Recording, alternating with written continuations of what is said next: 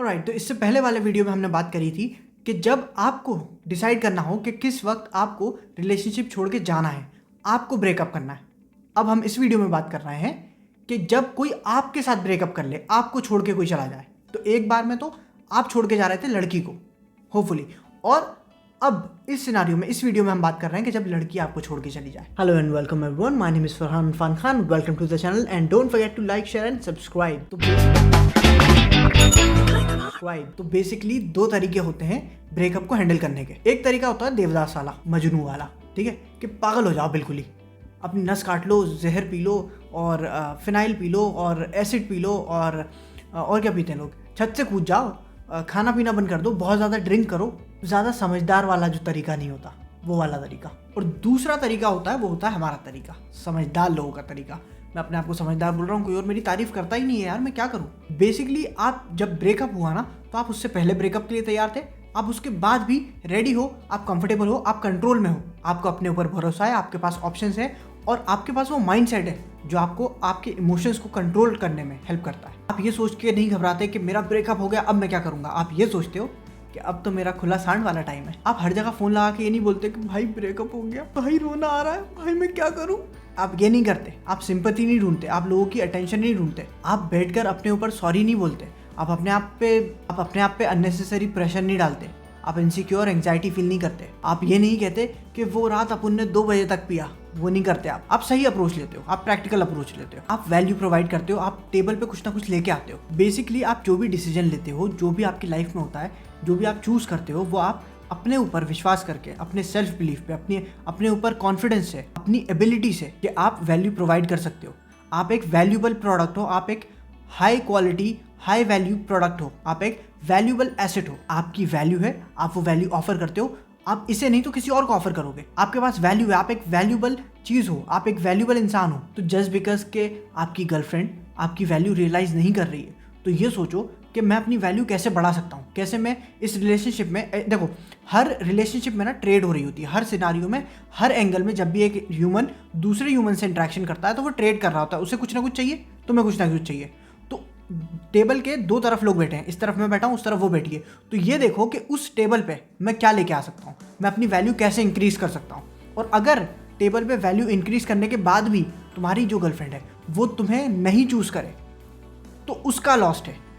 अब जो तुमने वैल्यू बढ़ा ली है, इस वैल्यू को लेके, बढ़ी हुई वैल्यू को लेके तुम किसी और के पास जाओ, कोई तो होगा जो इस वैल्यू की वैल्यू करेगा। और यही सेम आउटलुक रखो अपनी लाइफ के हर एक एस्पेक्ट में, वो बिजनेस हो, वो फैमिली हो, फ्रेंड्स हो, वो तुम्हारी रोमांटिक रिलेशनशिप हो। वैल्यू प्रोवाइड करो, ऑफर करो वैल्यू जितनी तुम कर सकते हो। मतलब की दुनिया है सर, ऐसी ही दुनिया चलती है, ऐसे ही लोग चलते हैं। वो किसी ने बड़ा अच्छा कहा था, डॉग्स, वुमेन एंड किड्स, उन्हें लोग प्यार करते हैं बेमतलब के लिए। आदमी को कंडीशनली प्यार करते हैं कि वो कुछ ना कुछ लेके आए टेबल पे, कुछ ना कुछ ऑफर करे, कुछ ना कुछ प्रोवाइड करे, कुछ ना कुछ दे। और सिंस मैं एक रियलिटी में जीता हूँ, डिज्नी वर्ल्ड में नहीं जीता, मैं ये मानता हूँ कि मैं वैल्यू प्रोवाइड कर रहा हूँ, मैं एक वैल्यूबल इंसान हूँ, मैं एक वैल्यूबल पर्सन हूँ, जो अगर आपकी लाइफ के साथ जुड़ेगा तो आपकी लाइफ को इम्प्रूव करेगा। तो मेरे अंदर डर नहीं है, मेरे अंदर डाउट नहीं है। मैं ये नहीं सोच रहा हूँ कि मैं किसी और को नहीं ढूंढ सकता। भाई अगर जेब में पैसा हो और ये आदमी तुम्हें फॉर एग्जाम्पल कार ना दे, तो कोई बात नहीं है ना, डरने की बात थोड़ी, घबराने की बात थोड़ी है, पैसा तुम्हारी जेब में, कोई और देगा। बेसिकली अगर तुम वैल्यू ऑफर कर रहे हो तो ये अप्रिशिएट नहीं कर रहा, कोई बात नहीं, कोई और के पास जाओ, किसी और के पास जाओ, बहुत सारी लड़कियां हैं, कोई ना कोई तो अप्रिशिएट करेगी तुम्हें, क्योंकि तुम्हारे पास वैल्यू है। अगर तुम्हें अभी फिलहाल कोई नहीं मिल रहा है तो कोई बात नहीं है, तुम इतने कॉन्फिडेंट हो, तुम इतने केपेबल हो कि तुम कुछ वक्त के लिए बिना रिलेशनशिप के भी रह सकते हो। तुम्हें इस बात का डाउट, इस बात का डर नहीं होना चाहिए, जरूरत नहीं है उसकी। मुझे ऐसा लगता है कि बहुत सारी रिलेशनशिप जब ब्रेक होती है ना, तो ऑब्वियसली बहुत तकलीफ होती है, क्योंकि आप उस इंसान के साथ आप बहुत ज़्यादा अटैच हो चुके हो। आपने अपनी लाइफ का नैरेटिव उसके नैरेटिव के साथ जोड़ दिया है। जैसे बोलते हैं ना, जब 2 ट्रेन के जो डब्बे होते हैं वो जुड़ जाते हैं जब, तो वो कनेक्शन बहुत स्ट्रांग होता है, वो बहुत वजन खींच सकते हैं, वो इतनी जल्दी नहीं टूटते। आपकी मेमोरीज, आपके एक्सपीरियंसेस, आपकी स्टोरीज, आपके फ्रेंड सर्कल, आपकी हॉबीज़, आपने वो जो मूवीज़ देखी थी, जो सॉन्ग्स देखे थे, जब वो सब छोड़ना पड़ता है, अपनी लाइफ में वापस जाना पड़ता है, तो तकलीफ तो होती है बहुत। क्योंकि बेसिकली कहीं ना कहीं इमोशनल मूवीज़ देख के, इमोशनली आपने अपने दिल को आगे रख के, अपने इमोशंस पे चल के, आपने उस पर्सन को, उस इंसान को, उस लड़की को अपनी लाइफ का सेंटर बना लिया, आपने अपनी यूनिवर्स का सेंटर बना लिया उसे। कभी सोलर सिस्टम देखा है? बेसिकली ऐसे समझो, सोलर सिस्टम में ना बीच में सन होता है, बाकी सारे प्लैनेट्स जो हैं उसके पीछे घूमते हैं, प्लैनेट्स के पीछे मून घूमते हैं, और जो एस्ट्रॉइड्स हैं वो आते आते रहते हैं। यानी कि सेंटर जो है वो सन है, और सन के पीछे जो घूम रहे हैं वो प्लैनेट्स हैं, प्लैनेट्स के आसपास जो घूम रहे हैं वो मून्स हैं, और बाकी जो एस्ट्रॉइड्स हैं वो आते जाते रहते हैं, है ना। तो कहने का मतलब यह है, जो सही मॉडल है, जो सही तरीके से आपको सोचना चाहिए वो ये है कि सन जो है वो आदमी है, जो प्लैनेट है वो औरत है, वो लड़की है। क्यों? क्योंकि वो लाइफ सस्टेन करती है। और जो मून है वो या तो उसके बच्चे हैं या तो फिर वो बेटा मेल है, जो लड़कियों के आगे पीछे घूमता है। सिम, तुम देवी हो, तुम्हारे बिना मेरी जिंदगी कुछ नहीं, वो।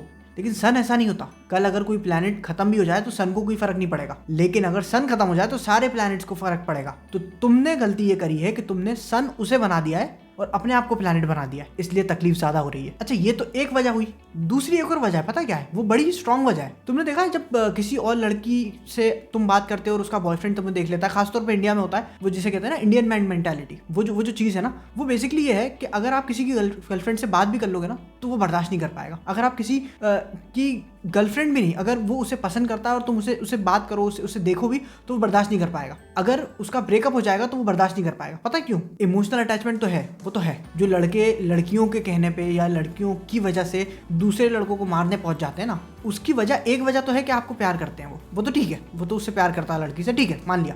पता है एक उससे भी ज्यादा स्ट्रांग वजह क्या है? वो डरता है, एंग्जाइटी, फियर। उसे ऐसा लगता है कि पता नहीं कैसे ये लड़की तो मान गई है, पता नहीं दूसरी मानती है कि नहीं, पता नहीं दूसरी मिलती है कि नहीं, क्या मुझे इस जैसी लड़की दूसरी मिलेगी, या मुझे इस जैसी रिलेशनशिप वाकई एक और बार मिलेगी। ये जो डर है ना, ये जो फियर है, ये ड्राइव करता है वो सारी हरकतें कि मेरे पास ऑप्शंस नहीं है, मुझे कोई पसंद नहीं करेगा, पता नहीं मेरा कुछ हो भी पाएगा कि नहीं हो पाएगा। इसलिए वो बहुत ज्यादा प्रोटेक्ट करता है, ओवर प्रोटेक्ट करता है उस चीज को। सिर्फ लव नहीं है, रिस्पेक्ट नहीं है, डर भी है। सिंपल सा एग्जांपल दूं समझाने के लिए, एक लड़का है जो बहुत ही ज्यादा टफ ब्रेकअप से गुजर रहा है, मतलब उसने अपनी हाथ की नसें काट ली और वो बिल्कुल ही पागल हुआ जा रहा है, बावला हुआ जा रहा है, ठीक है। उसी के बिल्डिंग के आसपास सोसाइटी में, कहीं अगर आप मुंबई में रहते हो कहीं रहते हो, उसी की बिल्डिंग के आसपास एक सुपर मॉडल्स रहती हैं, 4-5-6। उनमें से एक मॉडल उसे देखती रहती थी। कोइंसिडेंस समझो या लक समझो, दूसरे दिन, उसके ब्रेकअप के दूसरे दिन, वो मॉडल उसका आके दरवाजा खटखटाती है, बेल बजाती है और बोलती है, hi, I think you are very cute and can you be okay if I ask you out on a date. Breakup ना, जो दिल में जो दर्द था ना, ऐसे छूमंतर हो जाएगा, क्योंकि जो चला गया ना उससे मच बेटर ऑप्शन मिल रहा है। तो कहने का मतलब ये है कि सिर्फ लव नहीं है, डर है, एंग्जाइटी है, ऑप्शंस नहीं है तुम्हारे पास, अबंडेंस जो माइंडसेट है ना वो नहीं है तुम्हारे पास। अब पता ही प्रॉब्लम आती कैसे? क्योंकि लड़के जो हैं वो लड़कियों की तरह हरकतें कर रहे हैं और लड़कियां जो हैं वो लड़कों की तरह हरकतें कर रही हैं। बेसिकली लड़कियों का काम है आपको अपनी लाइफ का सेंटर बनाना, आपको सन बनाना,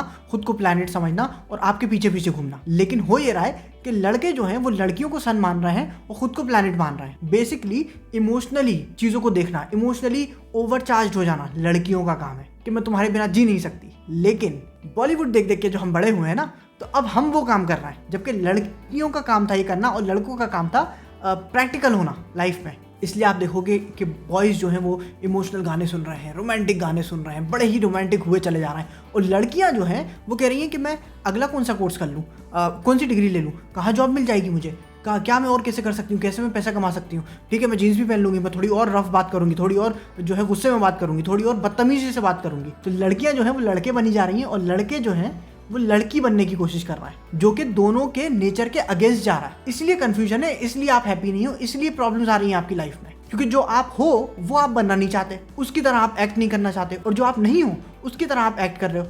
इसीलिए लड़कियां जो हैं वो अनहैप्पी होती हैं, क्योंकि वो लड़कों की तरह बनने की कोशिश कर रही है और वो लड़का नहीं है। फिर वो बाद में कहती हैं कि यार मुझसे कोई लड़का बात नहीं करता, मुझे कोई पसंद नहीं करता। कौन करेगा तुम्हें पसंद इन हरकतों के साथ? और लड़के भी ये कंप्लेन करते हैं कि यार लड़कियां मुझे पसंद नहीं करती। कौन करेगा भाई साहब, आप लड़के हो लेकिन आपकी हरकतें वैसी नहीं है। तो ये बहुत ही सिंपल और आसान और बहुत ही ज्यादा इफेक्टिव तरीका है ब्रेकअप को हैंडल करने का। सब कुछ तुम्हारे दिमाग में है, सब कुछ तुम्हारे माइंड में है। जो नैरेटिव, जो कहानी तुम अपने आप को सुनाओगे ना, वही कहानी सच हो जाएगी। एग्जाम्पल के तौर पे अगर तुम ये कहते हो कि यार मुझे छोड़ के चली गई, अब मैं क्या करूंगा, तो ये एक नैरेटिव है, ये नेगेटिव नैरेटिव है। एक पॉजिटिव नैरेटिव पता है क्या है? पॉजिटिव कहानी क्या है जो तुम अपने आप को सुनाओगे? चली गई, चलो कोई बात नहीं, जितनी मेमोरी थी वो अच्छी थी और अब जो है नई मेमोरीज बनाने का टाइम है, खुले सांड वाला टाइम है। म्यूजिक लाउड बजाएंगे, गाड़ी तेज चलाएंगे, जल्दी जल्दी में खाएंगे और नहाने बिना टॉवल के जाएंगे। अब तो टाइम है जीने का, फिर से जिएंगे। तो ये भी एक तरीका है सर ब्रेकअप हैंडल करने का। तो आई होप कि आप लोगों को समझ में आएगा, आई होप कि आप लोगों को कोई कंफ्यूजन नहीं होगा। अगर कोई प्रॉब्लम हो, कोई क्वेश्चन हो, कुछ पूछना हो तो कमेंट सेक्शन में पूछ लेना, और लाइक शेयर सब्सक्राइब करना मत भूलना, भूल मत जाना। मिलते हैं दूसरे वीडियो में।